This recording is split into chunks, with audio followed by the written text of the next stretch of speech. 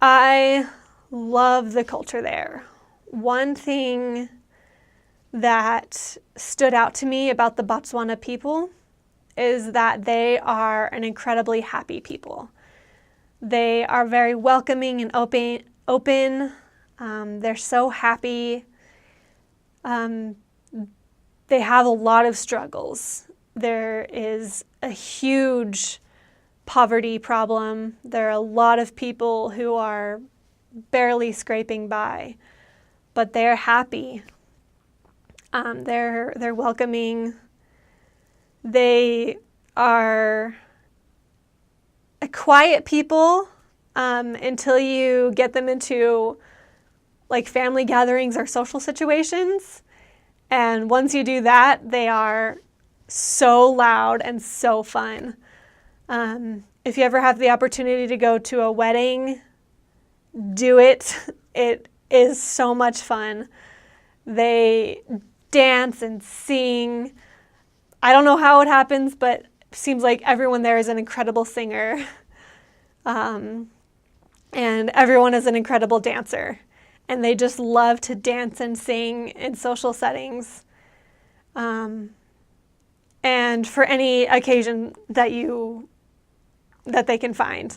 I had my birthday in one of those areas in Gaborone, and my companion went around and told everybody that it was my birthday, and I'm pretty sure every single person that found out sang and danced for me. It was great. It was so much fun.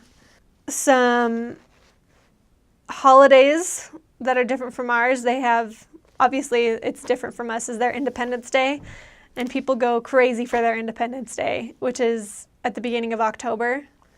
It's a lot of fun. There are huge celebrations. People are very proud of their country. It's an officially declared Christian nation, so Christian values are part of their culture. There's a lot of drinking and drug use, mostly because that's what people know, and they, I think, don't realize how bad it is. But they are Christian people. Like, if you listen to the radio as you're going into stores and things, they'll have Christian songs just playing in public places. It's great. Some cultural do's and don'ts. If you are talking about a child, sometimes here we'll say, oh, I have a little kid, and you'll sort of gesture like this to kind of say how tall they are. That's a big no-no. They have this weird superstition that if you do this when talking about a child, it will stunt their growth. So instead they do this. So they say, oh, my little son, or oh, my little boy, my little daughter. And they'll kind of do this motion instead of this one, which is just kind of a little thing to note. If you go to someone's house and they aren't there, they'll do this, like saying, they're not here, I don't have any. So if people come up to you and ask you for money, which will happen, if you just do this, kind of like you can sort of shrug your shoulders, they'll know you don't have anything or you can't help them. And the same thing, if someone's not home, they'll either do this or they'll do this. So if you go to someone's house and maybe if there's a kid in the front and you say, oh, is your mom or dad home? And they do this, that means they're not home. Or if they do this, that means they're not home. If you are going around tracting, if there's a gate or a fence around someone's house, and so you can't access their door, you can yell, Coco, which I don't know why that is, but if you yell Coco, they know that there's someone there. It's like a greeting, like saying knock knock or hello.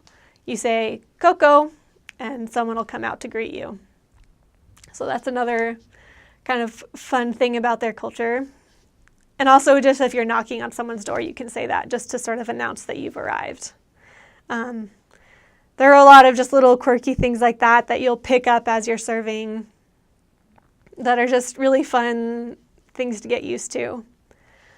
One thing, if you are an American, this probably goes for other countries too, but at least for Americans, we speak a lot faster than they do, and we don't enunciate as well as they do. And so while I was serving, I had to learn to slow down my speaking and enunciate a lot better, pronounce my T's and my R's and everything a lot more carefully.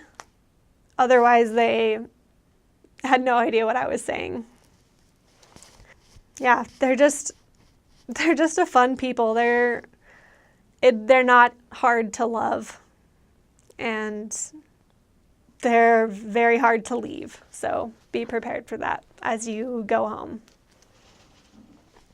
And another thing about their culture, kind of skipping back to that, I think here in America, there are a lot of stigmas about labeling people as black or white or whatever other color. But there, it's more of just a fact. Like, this person is white, this person is black. And it's not, I don't want to say that racism is not there, because it is, but they're more comfortable for some reason using just words like white or black to describe people's skin tone. So if someone tells you that you're pale or that you're white, don't get offended by that. Or if someone says, wow, you're a very dark black person, also don't be offended by that. Their culture is just very open and honest about skin tone, which was a bit shocking at first, but it was very refreshing once I got more familiar with it. And also, jumping back to culture, one other thing that I didn't mention, they are very, very honest people. There was one of my areas where I started gaining some weight, and everyone told me that they noticed.